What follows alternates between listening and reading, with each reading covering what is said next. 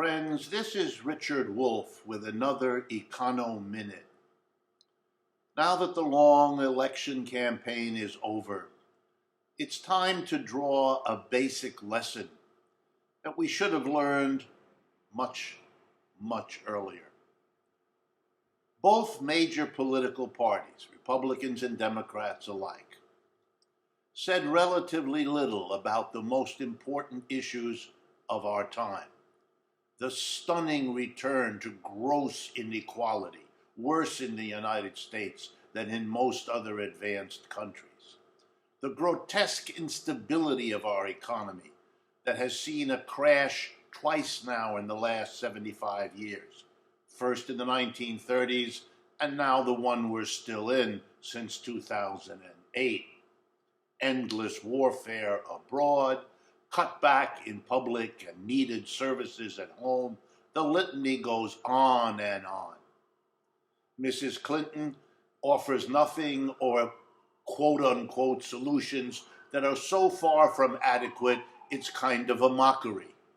And Donald Trump offered even worse than that, often making the problems literally worse. What's the lesson we can learn now that it's behind us? I think it's the following.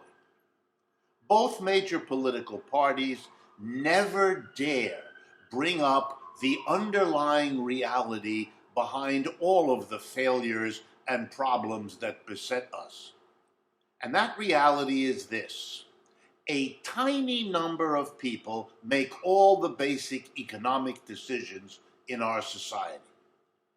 The largest 1,000 corporations do 2/3 of the business in this country.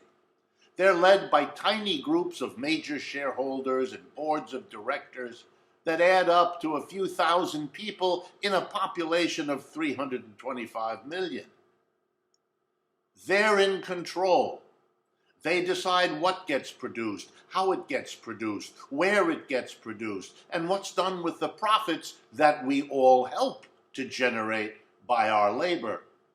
And they serve themselves, which is why we have inequality, instability, endless war to protect their privileges, and so on. So the real issue is we need a debate about that way of organizing an economy. Maybe an economy shouldn't be in the hands of a tiny percent of the people. Maybe that's a dictatorship of corporations and the rich.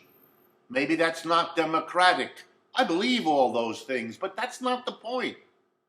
The point is we don't have any choice to support a political party that goes to the root of the problem and says we are a party that advocates for a change in the organization of the economy, one that makes the economy democratic, that puts all the people in charge in a collective, democratic, one person, one vote way, rather than leaving the economy in the hands of a tiny minority.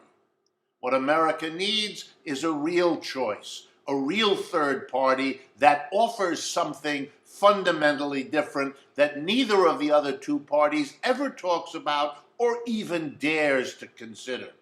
A change in the way our economy is organized, from top-down, hierarchical, undemocratic, capitalist corporations to worker co-ops, where workers all together in an enterprise decide democratically what happens in it, work out democratically with the communities that they impact how to make co-respective decisions, and build a democratic society on that basis.